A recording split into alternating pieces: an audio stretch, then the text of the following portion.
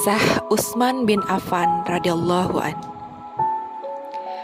Terbunuhnya Khalifah kedua Umar bin Khattab radhiyallahu an menandakan permulaan zaman baru. Pada waktu itu kaum muslimin memang tidak bergeser dari prinsip-prinsip Islam, tapi mereka didesak oleh adanya hal-hal baru dan kesulitan-kesulitan baru sehingga memaksa mereka untuk menanggalkan hasrat dan kehendaknya dalam tingkat dunia. Untuk menghadapi dan mengatasi semua itu, takdir Allah telah memanggil Utsman bin Affan untuk memikul beban tanggung jawab yang mengerikan. Beban tanggung jawab memelihara dan mempertahankan jiwa kehidupan periode kenabian. Juga bertanggung jawab dalam menanggulangi pengaruh zaman kerajaan atau yang biasa disebut imperium.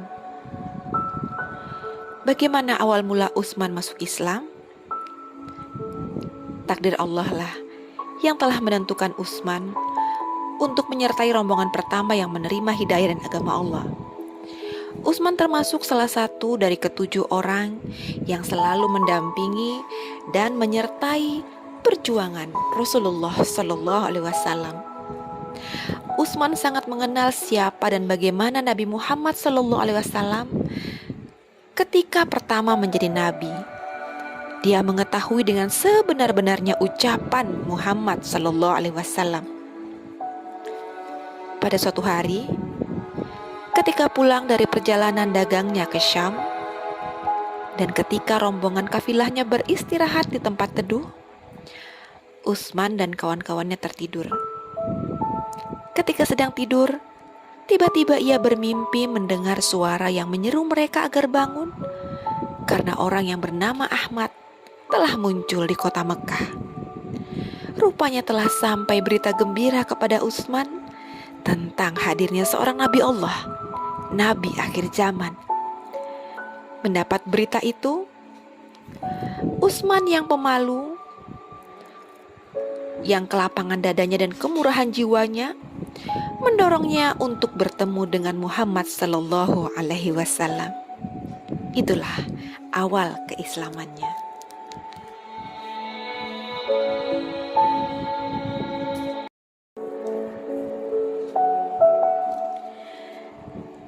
Bagaimanakah sifat Utsman bin Affan radhiyallahu an? Setiap sahabat Nabi Sallallahu Alaihi Wasallam memiliki keistimewaan, baik yang tampak dalam ucapannya maupun dalam amal perbuatannya. Oleh karena itu, Rasulullah Sallallahu Alaihi Wasallam mengemukakan titik kelebihan mereka agar dapat dijadikan contoh. Beliau bersabda, "Orang yang paling kasih sayang dari umatku ialah Abu Bakar, dan paling teguh dalam memelihara ajaran Allah ialah Umar, dan yang paling bersifat pemalu ialah Utsman." Hadis riwayat Ahmad. Sifat pemalu itulah yang mendorong Utsman radhiyallahu an menjadi seorang dermawan yang penuh welas asih, sehingga ketika Rasulullah Sallallahu Alaihi Wasallam tengah mempersiapkan pasukan Al-Usrah, seluruh biayanya ditanggung oleh Utsman seorang diri. Rasulullah Sallallahu Alaihi Wasallam menyambutnya dengan sukacita. Rasulullah berkata, tidak akan ada sesuatu yang dapat membahayakan Utsman dengan apa yang dia lakukan hari ini. Ya Allah, ridhoilah Utsman. Sesungguhnya aku ridho kepadanya. Hadis riwayat At-Tirmizi. Ketika kaum muslimin hijrah dari Mekah ke Madinah, mereka dihadapkan pada masalah kesulitan air. Di sana memang ada sebuah sumur, tapi sumur itu milik seorang Yahudi dan airnya sengaja ia perdagangkan. Hijrahnya kaum muslimin ke Madinah amat menggembirakan karena memberinya kesempatan untuk memperoleh uang yang banyak dari hasil penjualan air sumurnya. Oleh karena itu, Rasulullah Shallallahu Alaihi Wasallam amat berharap ada salah seorang sahabat yang mampu membeli sumur itu untuk meringankan beban kaum muhajirin yang telah menderita karena harta benda mereka tertinggal di Mekah. Mengetahui kejadian itu, Utsman radhiyallahu an pergi ke rumah orang Yahudi untuk membeli separuh sumur tersebut. Setelah tawar-menawar, disepakatilah harga. Separuh sumur itu 12.000 dirham, dan dengan perjanjian 1 hari hak orang Yahudi dan keesokan harinya untuk Utsman. Pada giliran hak Utsman, kaum muslimin bergegas mengambil air yang cukup untuk kebutuhan 2 hari. Dengan demikian, si Yahudi merasa rugi karena tidak ada lagi yang membeli air pada waktu gilirannya. Orang Yahudi tersebut mengeluh kepada Utsman dan akhirnya dia menjual separuh sumur itu kepada Utsman dengan harga 8.000 dirham. Sumur Raumah mengalirkan air yang melimpah bagi kaum muslimin dengan gratis. Itulah kedermawanan Utsman radhiyallahu an. Alangkah jauhnya akhlak kaum muslimin dewasa ini dengan akhlak yang dimiliki para sahabat Rasulullah sallallahu alaihi wasallam dahulu. Alangkah besarnya beban yang diderita kaum muslimin dewasa ini. Tapi siapakah yang berkeinginan dan dapat meringankan beban-beban itu?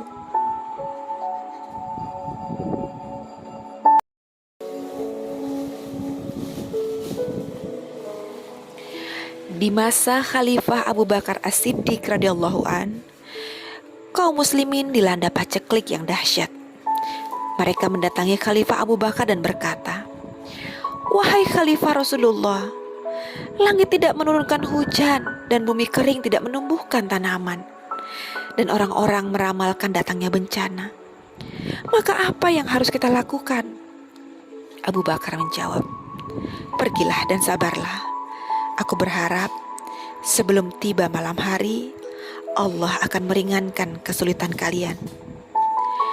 Pada sore harinya di Syam, ada sebuah kafilah yang terdiri dari 1.000 unta yang mengangkut gandum, minyak, dan kismis. Unta-unta itu kemudian berhenti di depan rumah Utsman. Lalu mereka menurunkan muatannya. Tak lama kemudian, para pedagang datang menemui Utsman, si pedagang kaya, dengan maksud ingin membeli barang-barang tersebut. Lalu Utsman berkata kepada mereka dengan segala senang hati, "Berapa banyak keuntungan yang akan kalian berikan?" Mereka menjawab, 2 kali lipat. "Wah sayang, sudah ada penawaran lebih," Utsman menjawab. Para pedagang itu kemudian menawar 4 sampai 5 kali lipat, tetapi Utsman tetap menolak dengan alasan sudah ada penawar yang akan memberi lebih banyak.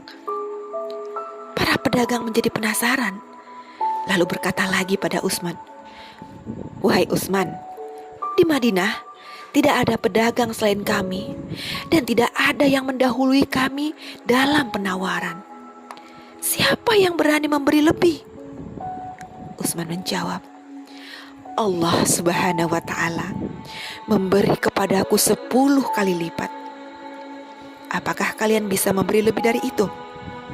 Mereka serempak menjawab, "Tidak." Utsman berkata lagi, "Aku menjadikan Allah sebagai saksi bahwa seluruh yang dibawa kafilah itu adalah sedekah karena Allah untuk fakir miskin dari kaum muslimin."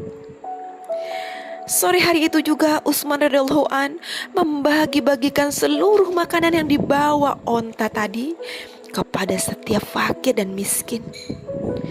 Mereka semua mendapat bagian yang cukup untuk kebutuhan keluarganya masing-masing dalam jangka waktu yang lama.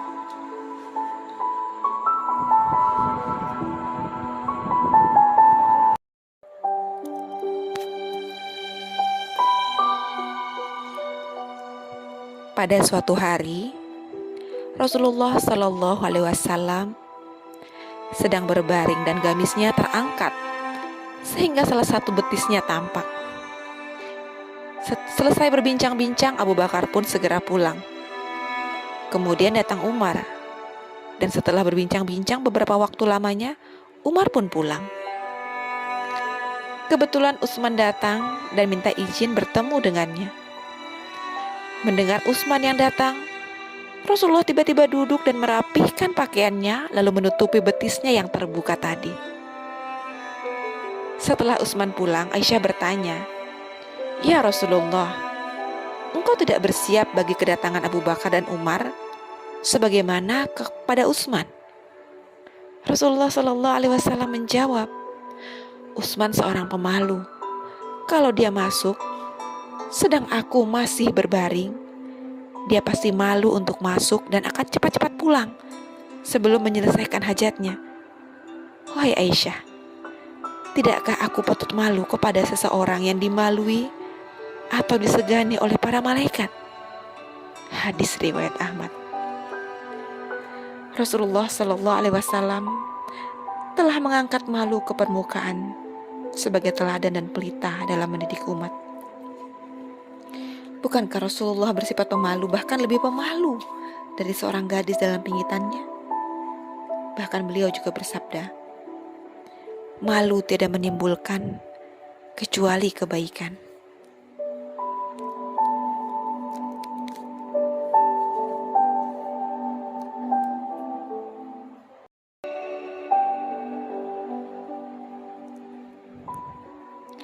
Suatu amal perbuatan yang mulia, langgeng sampai hari kiamat, ialah apa yang dilakukan Utsman radhiyallahu an. Ayat-ayat yang telah dikumpulkan dan tertulis dalam lembaran-lembaran yang ditulis di masa Khalifah Abu Bakar dan tersimpan di rumah Hafsah sesudah wafatnya Umar radhiyallahu an, diambil oleh Utsman radhiyallahu an. Kemudian untuk kepentingan itu, Utsman membentuk sebuah panitia yang diketuai oleh Zaid bin Sabit dengan Abdullah bin Zubair, Said bin Ash, dan Abdurrahman bin Harith bin Hisham sebagai anggota. Tugas panitia ini ialah membukukan Al-Quran dengan cara menyalin dari lembaran-lembaran sampai menjadi buku. Dalam melaksanakan tugas ini, Utsman memberi nasihat agar mengambil pedoman kepada bacaan orang-orang yang hafal Al-Quran. Jika ada perselisihan di antara mereka dalam bacaannya, maka ayat-ayat tersebut harus ditulis menurut lahjah atau dialek suku Quraisy, karena Al-Quran diturunkan menurut dialek mereka. Setelah tugas tersebut selesai, Utsman mengembalikan lembaran-lembaran Al-Quran itu kepada Hafsah. Kemudian lembaran-lembaran itu dimusnahkan dengan dipendam di tanah antara kuburan Rasulullah Shallallahu Alaihi Wasallam dengan mimbar. Al-Quran yang telah dibukukan diberi nama Al-Mushaf, yang sebuah ada di tangan Khalifah Utsman di Madinah dan 4 buah lagi dikirim ke Mekah, Syria, Basrah, dan Kufah agar di tempat-tempat tersebut segera disalin. Adapun mushaf yang berada di tangan Umar dinamakan Mushaf Al-Imam. Dari mushaf yang ditulis di zaman Utsman itulah kaum muslimin di seluruh pelosok menyalin dan memperbanyak Al-Quran. Allah Subhanahu wa Ta'ala hendak menyelamatkan Al-Quran dari segala upaya perubahan. Dia telah memelihara kemurnian dan kelangsungannya sampai hari kiamat. Sesungguhnya kamilah yang menurunkan Al-Quran, dan sesungguhnya kami pula lah yang memeliharanya. Al-Hijr ayat 9.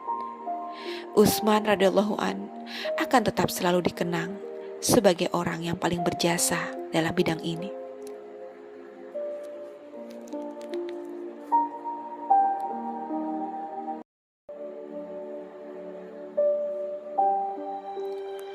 Utsman radhiyallahu an adalah seorang yang bertakwa, selalu bersikap waro. Tengah malam tak pernah ia sia-siakan. Ia manfaatkan waktu itu untuk mengaji Al-Quran. Dan setiap tahun, ia menunaikan ibadah haji. Bila sedang berzikir, dari matanya mengalir air mata haru. Ia selalu bersegera dalam segala amal kebajikan dan kepentingan umat. Ia juga dermawan dan penuh welas asih. Ia telah melakukan hijrah sebanyak 2 kali. Pertama ke Habasyah, dan yang kedua ke Madinah. Di masa khilafah Utsman radhiyallahu an, perluasan wilayah dakwah Islam mengalami zaman keemasan. Pada akhir tahun 34 Hijriah, daulah Islam mulai dilanda fitnah. Yang menjadi sasarannya tentu saja adalah Utsman radhiyallahu an, sampai mengakibatkan beliau terbunuh pada tahun berikutnya. Fitnah yang keji datang dari Mesir, berupa tuduhan-tuduhan palsu yang dibawa oleh orang-orang yang hendak umroh pada bulan Rajab.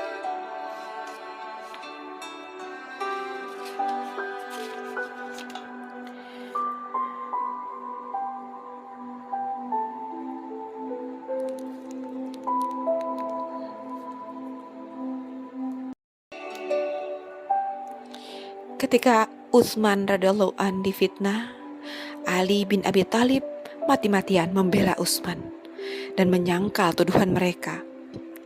Ali juga menanyakan keluhan dan tuduhan mereka, tapi mereka menjawab, Utsman membakar mushaf-mushaf, sholat penuh tidak kosor di Mekah, mengkhususkan sumber air untuk kepentingan dirinya sendiri, dan mengangkat jabatan dari kalangan muda.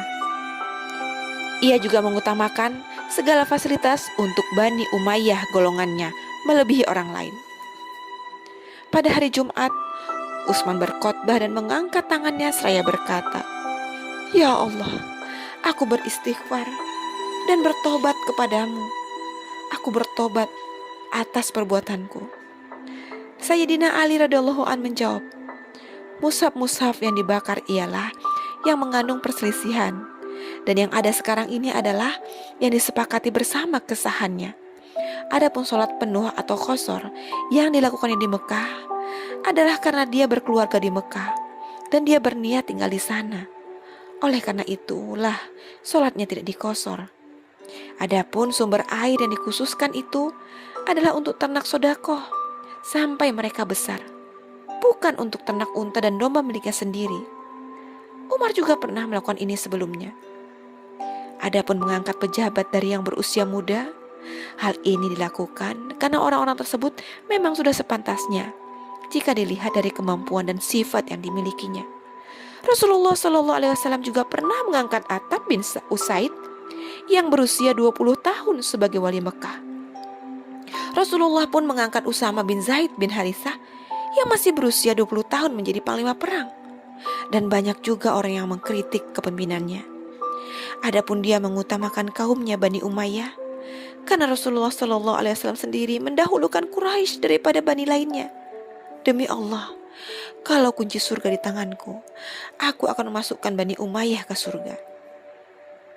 Kemudian Ali menyarankan kepada Utsman agar ia berbicara di hadapan rakyat untuk meminta maaf atas perbuatannya dalam mengutamakan kedudukan bagi keluarganya dengan mengemukakan alasan-alasan.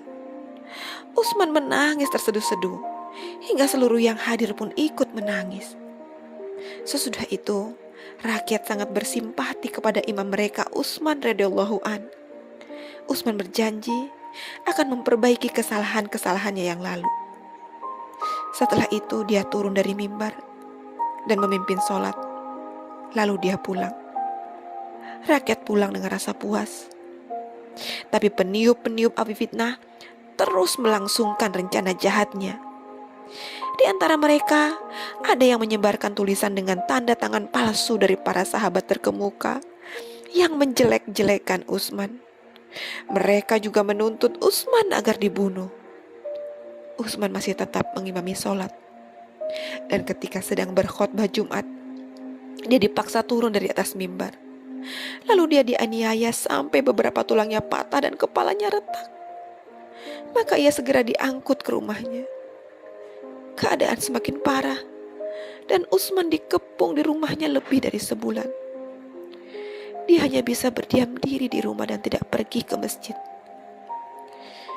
Pada suatu hari, para pembangkang dan pendurhaka menyerbu rumahnya lalu membunuhnya. Mereka tidak menaruh sedikit pun belas kasihan kepada Utsman yang telah berjuang dalam Islam dan menginfakkan hartanya untuk peperangan, dan masih banyak lagi amalnya.